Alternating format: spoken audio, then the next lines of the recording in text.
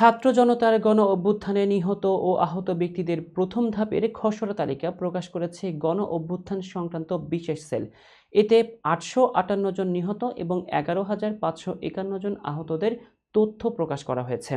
শনিবার সেলের প্রধান অতিরিক্ত সচিব খন্দকার জহিরুল ইসলামের সই করা এক বিজ্ঞপ্তিতে এই তথ্য জানানো হয়। এতে বলা হয়েছে, জুলাই আগস্টের ছাত্র জনতার গণ অভ্যুত্থানে অংশগ্রহণ করে প্রতিপক্ষের আক্রমণে শহীদ অথবা আহত হয়েছেন এমন ব্যক্তিদের নামের তালিকা চূড়ান্ত করার লক্ষ্যে স্বাস্থ্যসেবা বিভাগ, স্বাস্থ্য অধিদপ্তর, 64 জেলায় গঠিত জেলা কমিটি এবং গণ অভ্যুত্থান সংক্রান্ত বিশেষ সেল নিরলসভাবে কাজ করে যাচ্ছে।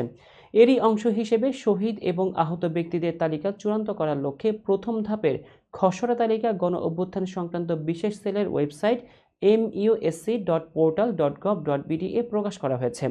এতে আরও বলা হয়, প্রথম ধাপের উল্লেখিত খসড়া তালিকা দুটি আগামী 23 ডিসেম্বর পর্যন্ত সর্বসাধারণের জন্য উন্মুক্ত থাকবে। প্রকাশিত খসড়া তালিকা দুটিতে শহীদ এবং আহত ব্যক্তিদের নাম, ঠিকানা ও অন্যান্য প্রাসঙ্গিক তথ্যাদি যাচাই অথবা সংশোধন বা চূড়ান্ত করতে শহীদ ও আহত ব্যক্তিদের পরিবারের সদস্য অথবা ওয়ারিশ অথবা প্রতিনিধিদেরকে মতামত প্রদানের জন্য অনুরোধ করা হলো।